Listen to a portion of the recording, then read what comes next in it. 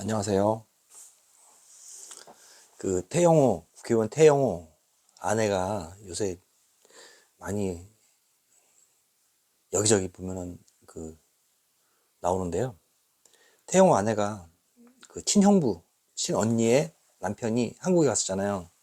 2018년, 2018년 언제야? 2018년 8월에 서울 상암 월드컵 경기장에서 열린 남북 노동자 통일 축구대회에 북한 대표단을 이끌고 온 주영길, 그 사람이 이제 형부, 친형부잖아요. 친형부인데 그 와서 자기 형부니까 소식이 궁금할 거 아니에요. 그래서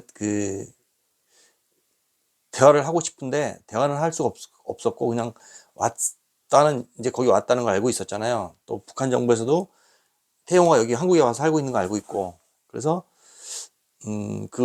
직접 만나고 싶었는데 뭐 피해 주는 건 싫고, 그래서 그 북한에 남아 있는 가족들한테 피해 주는 건 싫고, 그래서 거기 직접 갔다래요. 거기 자기 친형부가 북한에서 아저씨라고 불러요. 그죠? 친형부를 갖다 아저씨라고 부른대요. 자기 친형부가 왔다는 거 알고 이제 거기 경기장에 갔대요. 태영 뭐 아들 둘 데려왔잖아요. 아들 둘 하고, 근데 아들 둘 위에 딸이 또 하나 있어요. 근데 북한에 있으니까 많이 힘들겠죠. 태영은 딸이 또 하나 있는데 장녀, 북한에 두고 와서 지금 마음이 너무 아프다 하더라고요. 근데 뭐 공식적으로 뭐 얘기를 안 하는데 피해가 갈까봐. 그런데 이제 그래서 이제 경기장에 갔는데 아들 둘 데리고 형부를 보기 위해서 그게 볼까 말까 망설였다래요. 근데 이제 뭐 그냥 멀리서 보는 걸로 결정을 했대요. 그래서 멀리서 보고 망원경 보고 봤대요. 그나마 그걸로 이제 가족에 대한 그림을 달래는 거죠. 그래서 가족에 대한 그림을 달래면서 멀리서나마 망원경으로 봤다래요. 그러니까 자기가 이제 남한으로 와서 북한에 남은 가족이 피해를 받을까봐 엄청 마음으로 조마조마했다래요. 많이. 왜냐하면 북한에서도 이 태영호 가족은 사실 금수저잖아요. 태영호 아내는 더 그렇고, 태영호 아내는 이 완전 금수저예요. 그러니까 김일성하고도 완전히 가깝고.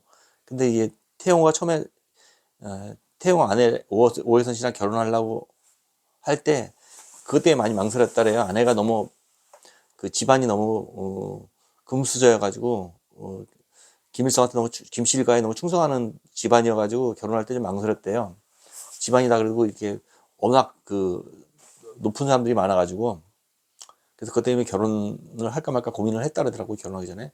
그래서 지금은 이제 남한에 와서 잘 정착해서 살고 있는데, 저도 그 심정을 알 것 같아요. 저도 이제 군대에서 사령했을 때 우리 집이 보고 싶잖아요. 엄마 아버지도 보고 싶고, 노숙자로 살고 막 공장에 취직하고 돈도 못 받고 막 이렇게 힘든 가정에 집은 보고 싶어가지고 집에 갔다가 또 집에 가면 또 명절 때 같은 때 특히 더 가고 싶었어요. 근데 집에 가면은 명절날 같은 데 또 집에 왔을까봐 이 헌병대에서 와가지고, 우리 시골집은 충주의 집은 농사를 지니까 담이 없어요. 뭐 대문도 없고. 그러니까 가서 문 열고 들어가가지고 자는 거 보고 들춰봤대요. 난지 알고 나 한번 잡아가려고. 뭐그 정도로 하니까는 내가 어디 갈 수가 없었어요. 또 누나 집도 도남동에 있었는데 한 번도 안 갔어요. 왜냐하면 헌병대에서 자꾸 누나 집에 와서 이제 날 잡아가려고 오니까. 그래서 연락도 안 하고 전화하는 것도 안 하고, 전화하면 또 뭐 덜미가 되어서 또 잡힐까봐 그런 생각에서 너무 힘들어가지고 그때 상황에 그때 생각이 나는데, 근데 먼 발치에서 그냥 갔던 거예요. 시골집도 먼 발치에서 보려고, 산에 뒤에 산이거든요.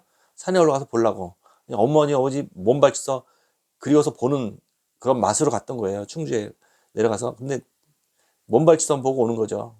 근데 그 심정을 느낄 수 있는 것 같아요. 태영 아내가 자기 친형부를 갖다, 친형부가 남한에 왔을 때 2018년도에 그때 친형부에 대한 그리움, 또 가족에 대한, 고향에 대한 뭐 이런 게 궁금해서 만나고 싶지만 만날 수 없는 상황이잖아요. 그러니까 아 그런 거로 인해서 저도 그런 걸 많이 느꼈어요. 그러니까 태용호 그 가족을 보면서 참 남북 분단의 비극이에요. 어떤 사람들은 그래요. 북에서 그렇게 해서 김일성 정권을 좀 바꿔놓지, 운동을 해가지고 그냥 남만 와서 그냥 들쌀 난리 친다고 어떻게 막 그런 사람도 있어요. 하지만 북에서는 그렇게 할 수 없는 입장이에요. 그렇게 하다가 다 사형당하고 총살당하잖아요. 그러니까 목숨이 아깝잖아요. 그러니까 그렇게 북한에서 데모하다가 넘어온 사람들이 남한으로 도망오는 거예요. 거기서 데모하다가 이제 잡히면 총살당하니까 걸어 와가지고 이제 뭐 두만강 압록강 건너서 중국 거쳐서 뭐 라오스, 태국 이렇게 거쳐서 한국으로 오는 케이스가 많잖아요. 그래서 아무리 잘 사는 사람도 평범한 사람도 와요. 죄 안 진 사람도. 죄 진 사람들은 거의 100% 올라오고 시도하다가 죽는 사람도 있고 잡혀서 그냥 그런 사람들 넘어오는 것 같아요. 죄 진 사람들도 많이 넘어오고. 근데 북한에서 그렇게 살기가 쉽지는 않은 것 같아요. 그래서 나도 만약에 북한에 태어났다면 어땠을까 이런 생각을 가끔 해봐요. 근데 쉽진 않은 것 같아요. 북한에서 살아간다는 게. 태영호 부인도 그렇더라고요. 아들 둘이 영국에서 이제 유학할 때 다시 북한으로 이제 가서 또 이렇게 그 큰아들이 북한 의대에 가서 다녔는데 의대에서 이제 외국에서 생활하다 왔잖아요. 유학을 하다 오니까 거기에 대한 뭐 문화 같은 게 있잖아요. 그래서 그런 걸 얘기를 해서 자기 친한 친구들이 그런 얘기를 해서 어느 날 갑자기 없어졌대요. 뭐 죽었는지 총살당했는지 그건 모르는데 끌고 갔대요. 근데 그 뒤로 연락을 지금까지 모른다는 거죠. 근데 그런 걸 보면서 내가 어디까지 말을 해야 되나 말을 하지 말아야 되나 이런 생각에서 그냥 마음을 닫고 말을 안 하고 살았다래요. 벙어리처럼 그냥. 그게 만약에 발 요만큼이라도 잘못하면은 끌려갈까봐 그랬던 것 같아요. 그래서 태용 아들이 그런 얘기 하더라고요.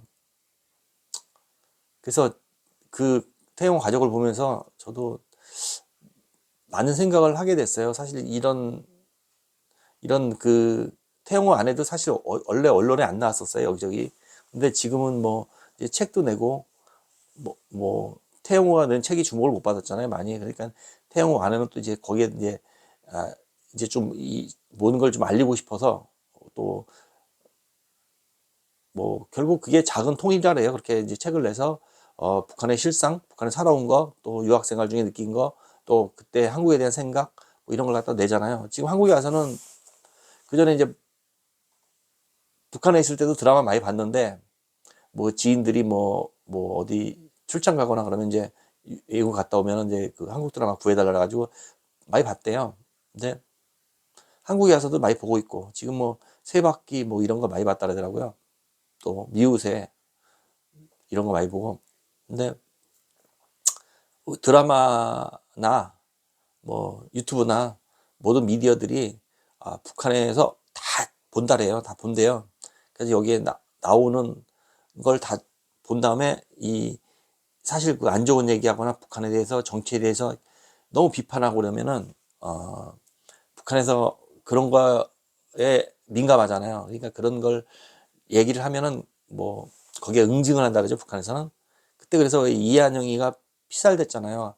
분당의 아파트에서 그 권총에 맞아 죽었는데 그 죽인 사람은 북한 공작원인데 2명인데 넘어와서 이한영이 죽이고 북한으로 다시 돌아가서 지금 잘 산다래요. 매스컴에서 나오니까. 그러니까 그 이한영이도 책을 썼어요.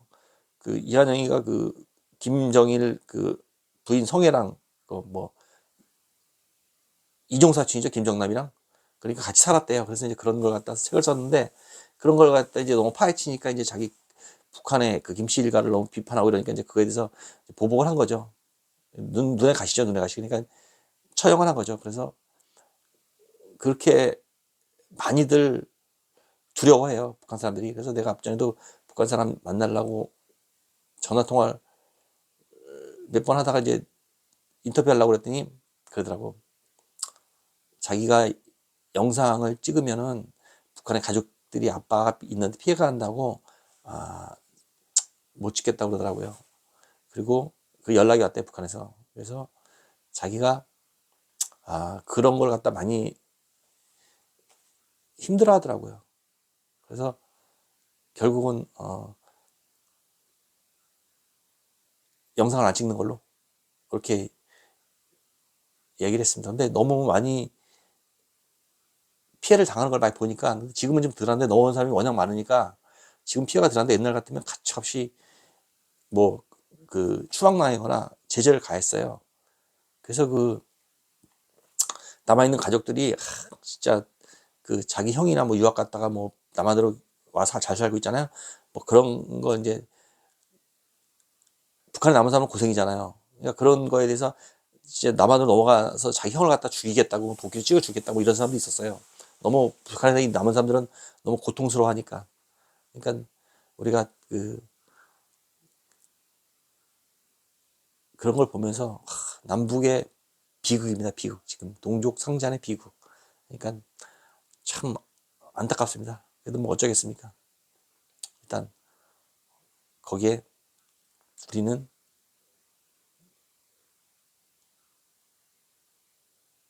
노력을 해야죠. 그죠? 앞으로는 뭐 좀 더 뭐 가까워질 수는 없겠지만 북한하고 일단 뭐 최대한으로 탈북민들이 많으니까 세터민이라 하죠. 많으니까 이게 작은 통일인 것 같아요. 그러니까 우리 어차피 남한에서 많은 탈북민들이 세터민들이 살고 있으니까 같이 잘 융화돼서 사는 게 최고인 것 같습니다. 예, 감사합니다. 오늘 예, 고맙습니다. 오늘 좋은 하루 되세요. 예, 감사합니다. 감사합니다. 화이팅입니다. 고맙습니다.